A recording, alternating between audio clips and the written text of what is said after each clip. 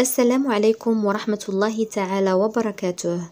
هذا الدرس خاص بالمبتدئين. تابع لسلسلة التدريب على قراءة الفرنسية خطوة بخطوة. نتعرف من خلاله كيف تقرأ الحروف مجتمعة، ولماذا لا تقرأ بعض الحروف، وكيف يمكنني أن أعرف ما إذا كنت سأقرأها أم لا. لهذا فالحروف التي ستكتب بالأزرق لا تنطق، والحروف المكتوبة بالأخضر لا تقرأ أيضا، ولكنها تؤثر في الحرف الذي قبلها. فمثلا الحرف سي إذا قرأناه معزولا يقرأ ك، ولكن إذا كتب بعده أ نقرأه س، غير أننا لا ننطق س، فقط يؤثر في الحرف الذي قبله. اليوم إن شاء الله سنكمل النص الذي بدأناه سابقا. voyage en avion، رحلة بالطائرة. إذن لنبدأ على بركة الله. Mais dès que l'avion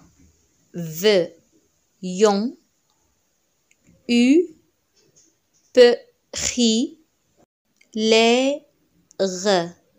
Mais dès que l'avion eut pris l'air. كما تلاحظون أن S في mais دي pris، وأيضا T المكتوب في آخر الكلمة لم ينطق، لهذا كتبناه بالأزرق. وللتذكير لماذا لم ينطق؟ لأننا قلنا أن جميع لكونسون 20 لا تنطق إذا جاءت آخر الكلمة، ما عدا الحروف الأربعة الموجودة في كلمة فركل، يعني F R C و L. إذا جاءت في آخر الكلمة تنطق، لهذا R في كلمة l'air قرأناها. لا ننسى أن هناك استثناءات، هذه ليست قاعدة عامة ولكن تساعد بشكل كبير. أيضا لاحظوا معي أن dès que l'avion eut، عادة الصوت المكون من الحرفين المتحركين E و U يقرأ E، مثل feu pneu je، ولكن في هذه الحالة ينطق U. هذه من الحالات الاستثنائية. أيضا في كلمة prix غ نطقناها خ لأنها جاءت مسبوقة ب ب. كما قلت لكم في حلقة سابقة أن غ تنطق خ إذا جاء قبلها أحد الحروف الأربعة التالية C T F P. كتف P. Mais dès que l'avion eut pris l'air، ولكن بمجرد أن أقلعت الطائرة aussi stable qu'une voiture sur une autoroute. une autoroute. أيضا إذا لاحظتم أن E كتبت بالأزرق لأننا قلنا أن جميع les voyelles الستة إذا جاءت آخر الكلمة تنطق، ما عدا E الذي لا ينطق، غير أن E كما قلنا في حلقة سابقة أنه ينطق إذا جاء كصوت مكون من حرفين أو 3 أحرف، كما في كلمة que التي نطقنا فيها E، que l'avion. aussi stable qu'une voiture sur une autoroute. مستقرة مثل السيارة على طريق سيار.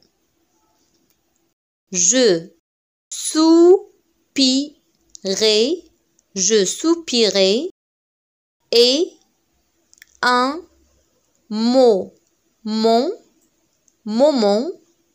peu, lu, plus, tard, tard.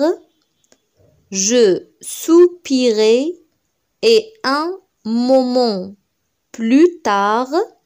لاحظوا أن الحروف T و S و D كلها كتبت بالأزرق لأنها لا تنطق. الآن أظن أن الفكرة بدأت تتضح لديكم. هذه الحروف لا تنتمي للحروف فغكل لذلك لم تنطق. Je soupirai. هنا الفعل soupirer تنهد فعل المجموعة الأولى un verbe du premier groupe ينتهي ب ER وهو مصرف au passé simple لذلك ينتهي ب AI. وإذا صرفناه à l'imparfait سنكتب je soupirai وسينتهي ب AIS. Je soupirai تنهدت et un moment plus tard وبعد لحظة lorsque le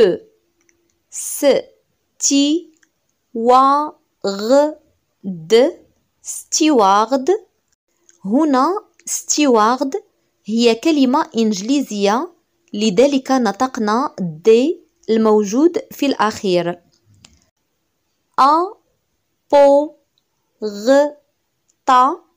apporta les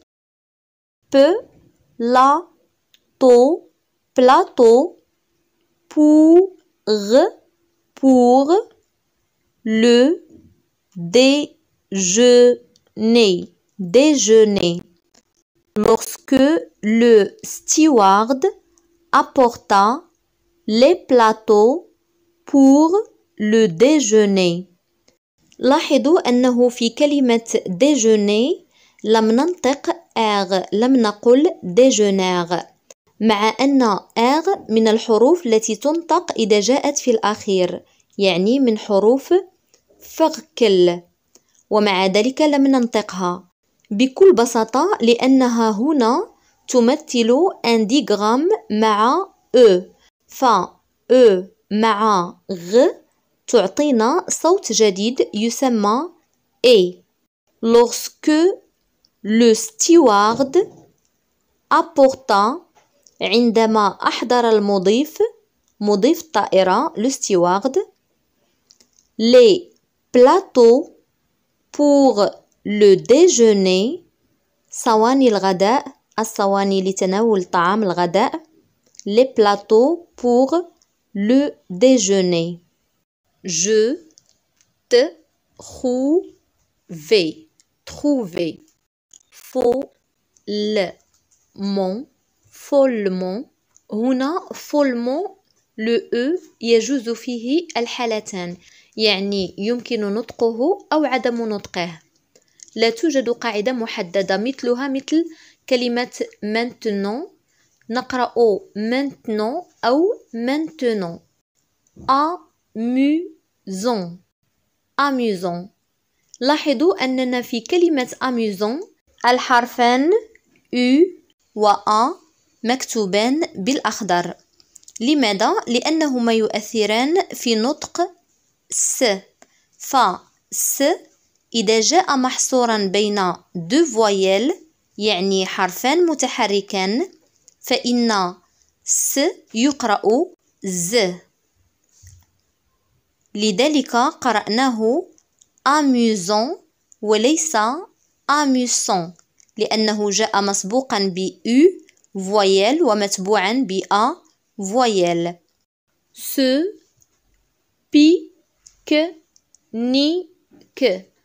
pique-nique dans les airs. في كلمة les airs هنا قمنا بلا liaison يعني ربطنا بين آخر حرف في الكلمة وأول حرف في الكلمة الثانية ولاحظوا أن س نطقناها أيضا ز عند لا liaison لأنها أصبحت كما لو أنها كلمة واحدة فأصبحت س مسبوقة ب E ومتبوعة ب A، يعني أنها محصورة بين دو فويل، لذلك قرأناها Z. Les airs.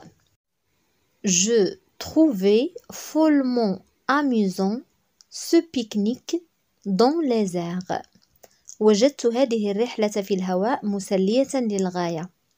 Je trouvais وجدت follement amusant مسلي حقا ce pique-nique هذه الرحلة dans les airs في الهواء. Et je manger هنا E كتبت بالأخضر لأنها تؤثر في الحرف الذي قبلها وهو G، فإضافة E وراءه يقرأ J. Je mangeais de bon appétit. Bon appétit. وأكلت بشهية، أكلت جيدا. Tout ce qu'on me servit. Tout ce qu'on me servit. كل ما قدموه إلي. assis près du hublot. هنا الحرف H لا ينطق أبدا في الفرنسية. assis près du hublot جالسا بالقرب من النافذة. نافذة الطائرة أو الباخرة تسمى hublot. Je regardais vers le sol. Je regardais vers le sol. نظرت إلى الأرض، نظرت إلى الأسفل. L'avion voler si haut. L'avion volait si haut. كانت الطائرة تحلق عاليا جدا. Que je ne distinguais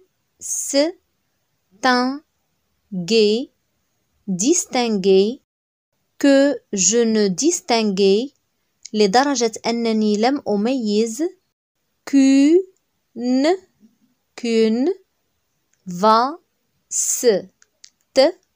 vaste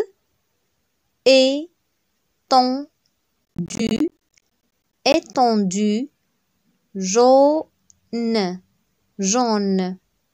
Qu'une vaste étendue jaune. غير مساحة شاسعة صفراء ذات لون أصفر. Qui devrait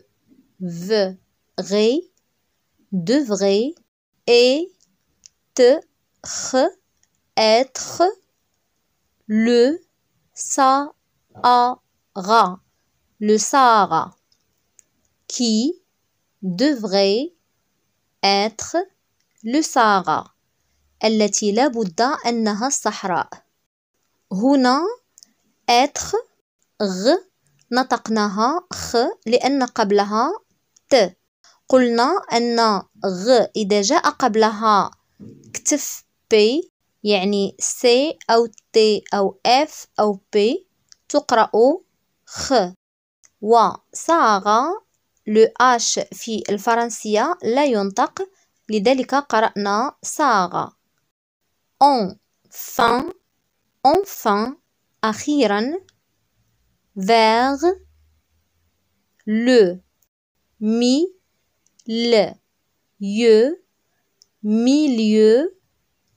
de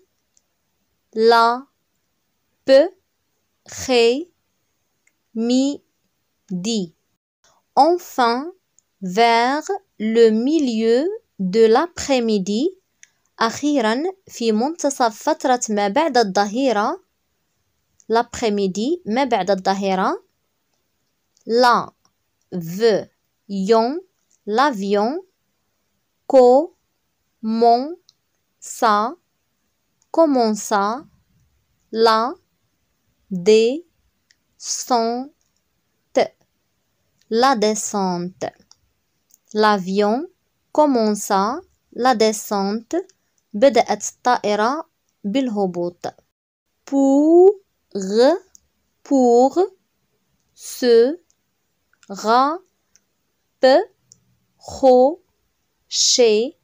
rapprocher de la terre. Pour se rapprocher de la terre. للاقتراب من الأرض. terre هنا le E قرئ A لأن بعدها deux consonnes، يعني حرفان ثابتان متشابهان غ. إذا جاء E بعده حرف ثابت أي consonne مكرر يقرأ A. لوتس أيضا E هنا في أوتس قرئ A لأن بعده س مكررة س فقرئ A. أوتس.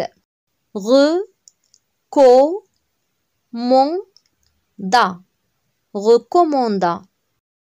L'hôtesse recommanda المضيفة أوصت d'attacher de nouveau les ceintures. D'attacher de nouveau les ceintures. بربط الأحزمة les ceintures الأحزمة مرة أخرى de nouveau مرة أخرى. Et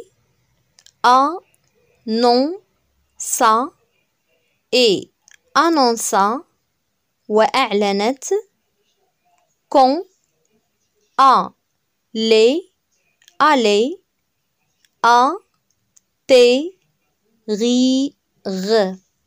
atterrir à Dakar. qu'on allait atterrir à Dakar. أننا سنهبط في دكار. atterrir الطائرة ستهبط في دكار. atterrir يعني الطائرة ستهبط. إلى هنا تنتهي حلقة اليوم. لا تنسوني من صالح الدعاء وإلى حلقة أخرى بإذن الله.